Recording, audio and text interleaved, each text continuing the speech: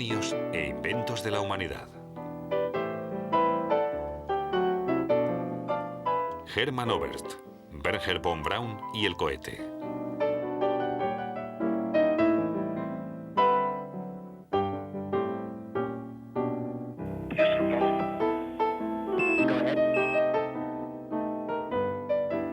El viaje a la Luna se hizo real en el siglo XX, la fantasía del hombre.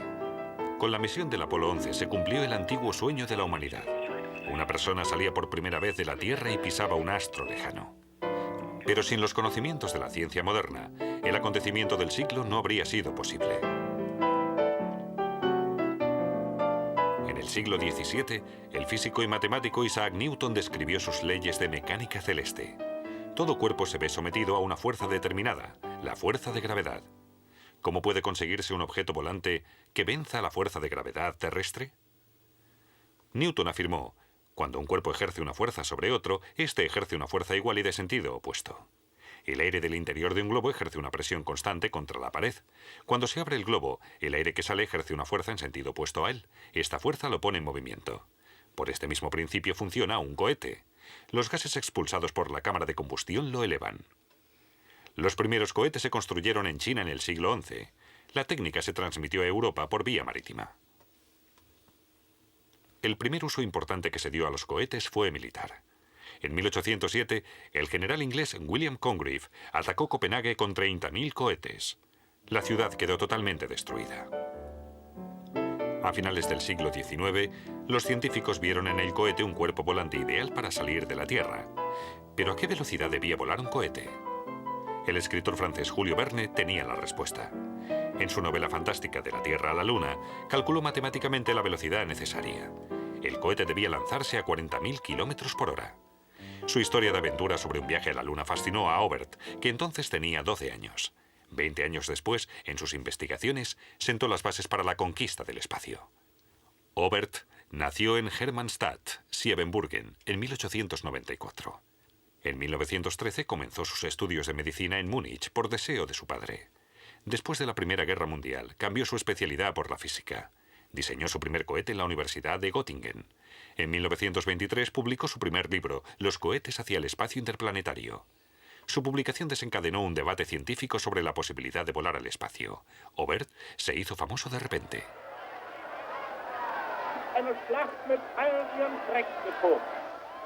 Sin embargo, carecía del dinero para llevar a la práctica su teoría. En la Alemania de los años 20, a nadie le interesaban los planos de sus cohetes. Basándose en ellos, el estadounidense Robert Goddard construyó el primer cohete de combustible líquido del mundo.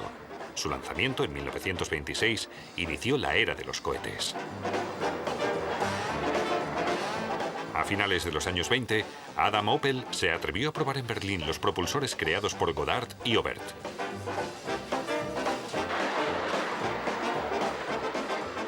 En 1928, el director de cine Fritz Lang contrató a Hermann Oberth como colaborador de su nueva película, La mujer en la luna.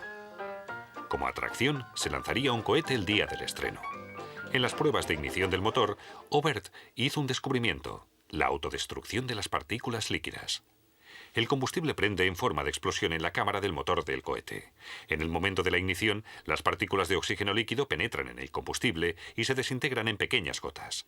Al extenderse por una superficie mayor, prenden más rápido y mejoran las proporciones. La fuerza de empuje es la misma. La tobera cónica de Oberth sentó las bases de todos los propulsores de cohetes futuros. En 1930 inauguró en Berlín, junto a los ingenieros Rudolf Nebel y Klaus Riedel, el primer campo de cohetes del mundo. Entre los trabajadores estaba Wernher von Braun, de 18 años. Pero los pioneros de los cohetes no tenían dinero. En 1931, Oberth regresa resignado a Siebenbürgen. En 1931, el Tercer Reich está en auge. La milicia se interesa ahora por el cohete. El Tratado de Versalles prohibía a Alemania el uso de armas convencionales, pero los cohetes no se citan en el contrato. Rudolf Nebel rechaza trabajar como colaborador del Reichswehr. Wernher von Braun acepta la oferta encantado. Wernher von Braun nació en Posen en 1912. En el colegio ya soñaba con volar a la Luna. En 1930 comenzó la carrera de ingeniería en Berlín. Allí conoció el trabajo de Hermann Oberth. En 1933, su ambición profesional era enorme. En 1937, el Reichswehr aborda un gigantesco proyecto en la isla de Usedom, en el mar Báltico. El centro de investigación de misiles de Peenemünde. En las enormes instalaciones, más de 8.000 personas trabajan sin descanso en la construcción de un cohete de guerra. Wernher von Braun asume la dirección técnica. Se fabrica armamento de élite. Hitler planea la guerra. Los ingenieros se centran sobre todo en los problemas de ignición. Las nuevas toberas de inyección permiten que el combustible líquido se queme más uniformemente y ayudan a estabilizar el vuelo. Los especialistas mejoran la mecánica del misil y el alcance del objetivo. Durante 7 años trabajaron en Peenemünde día y noche. Cada pequeño logro dejaba atrás innumerables fracasos.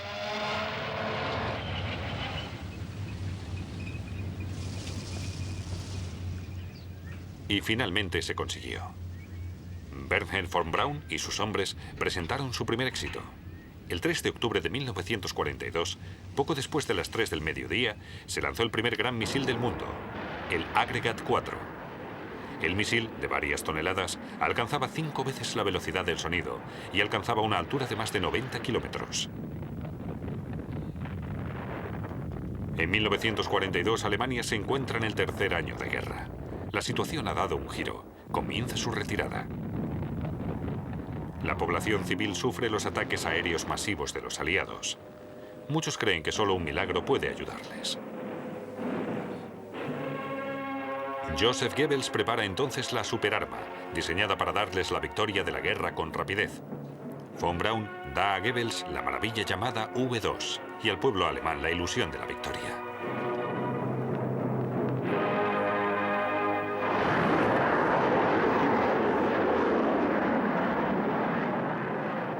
El último año de guerra lanzaron más de 1000 misiles V2 sobre Londres. El resultado fueron miles de muertos y cientos de heridos. Pero los primeros grandes misiles no consiguieron cambiar el final de la guerra. Mayo de 1945. Alemania debe rendirse sin condiciones. Los misiles V2 y sus técnicos son un importante botín de guerra para los aliados. Los vencedores deciden el futuro de Europa. En 1945, las tropas americanas llevan más de 1000 misiles V2 a ultramar. Los mejores investigadores de misiles alemanes cambian de frente. A finales de los años 40 comienza la Guerra Fría. El Pentágono necesita cohetes aceleradores para las cabezas atómicas. En White Sands, Nuevo México, Wernher von Braun crea, a mediados de los años 50, el cohete Redstone, una versión modificada del V2. La carrera de armamentos con cohetes intercontinentales comienza entonces, y von Braun puede construir un nuevo cohete de guerra, al menos de entrada. Pero llegaron los soviéticos con el Sputnik. En 1957, la Unión Soviética lanza el primer satélite al espacio. Así comienza la segunda gran carrera de von Braun. Recibe el encargo de mejorar el cohete Redstone. Solo 80 días después del Sputnik se lanza el Júpiter C. A bordo lleva el primer satélite americano, el Explorer 1. La carrera de las superpotencias comienza. 12 de abril de 1961. Con el cohete soviético Vostok 1, el hombre despega por primera vez al espacio. El vuelo de 90 minutos de Yuri Gagarin inaugura la era de los vuelos espaciales tripulados. De nuevo, los soviéticos son los primeros. Apenas 4 semanas después, el 5 de mayo de 1961, Alan Shepard, el primer americano en salir al espacio, regresa de su viaje. Los primeros vuelos tripulados de las dos superpotencias han demostrado que el hombre puede adentrarse en el universo. Las pruebas continúan.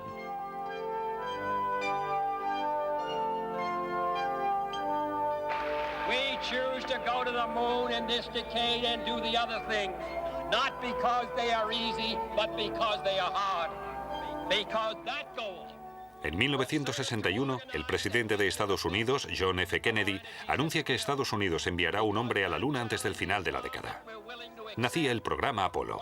La base del gigantesco proyecto era el desarrollo del cohete Saturno V, dándole una fuerza de empuje 10 veces superior a la del Saturno C. El encargo se asigna al equipo de Wernher von Braun. Se deciden por la probada estructura modular, varias fases de ignición que se activan en cadena. La fase de despegue requiere una enorme fuerza de empuje para elevar del suelo terrestre las 2.700 toneladas.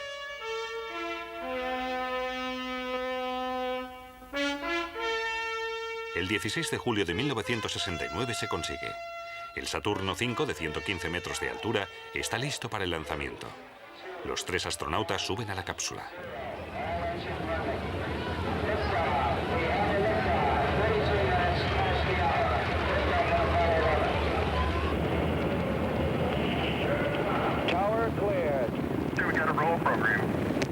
Neil Armstrong reporting the roll and pitch program, which puts Apollo 11 on a proper heading.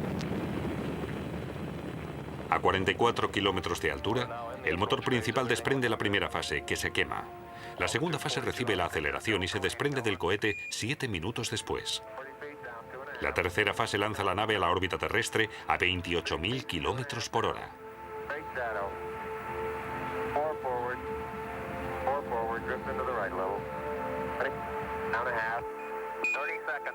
Después de 3 días de vuelo, los astronautas alcanzan la órbita lunar.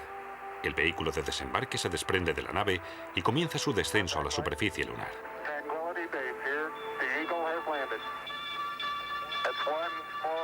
7 horas más tarde, un hombre pisa por primera vez un astro lejano. Las huellas de Neil Armstrong quedarán grabadas millones de años sobre la Luna, carente de clima y viento. En Houston estalla la alegría. Los americanos han alcanzado su objetivo y Wernher von Braun, el punto álgido de su carrera.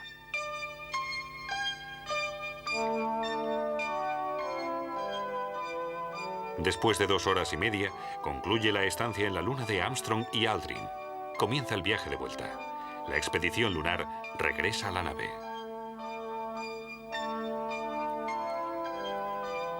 El campo gravitatorio de la Tierra acelera la nave espacial a más de 40.000 kilómetros por hora.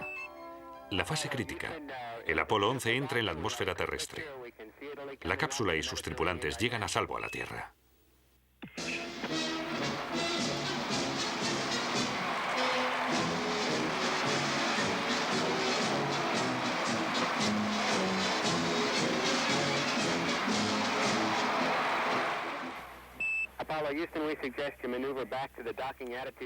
En los años siguientes se enviaron 6 misiones más a la Luna.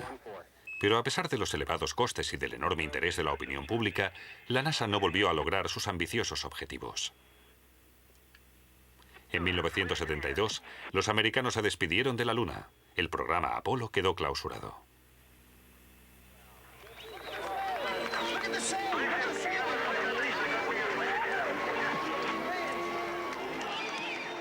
En 1969, la NASA creó una nave espacial de nueva generación, la Lanzadera.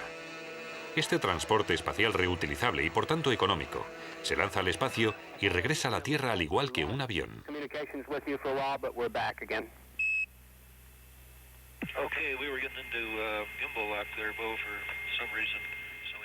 Con la ayuda de las lanzaderas, se planeó la construcción de la Estación Espacial Freedom a finales del siglo XX. El objetivo de la NASA es lanzar desde allí el primer vuelo tripulado a Marte.